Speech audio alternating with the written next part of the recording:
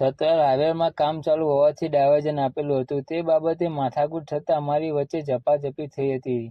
ત્યારે અમને ઝપાઝપીમાં ખ્યાલ નહોતો કે આ વડીલ કોણ છે. ત્યારબાદ અમને જાણ થઈ કે વડીલ ગોવિંદભાઈ પટેલ છે. ત્યારે અમે બધા લોકોએ તેમની માફી માંગી હતી અને તેઓએ માફ કરેલ હતું, પરંતુ તેઓને કોઈ અજાણ વ્યક્તિએ વિડીયો ઉતારી દીધો હતો અને આ વિડીયો ઉતારીને 2 દિવસ પછી ગેરસમજ ઊભી કરવા પ્રયત્ન કર્યો હતો અને મહેરબાની કરીને ધ્યાન લેવો નહીં.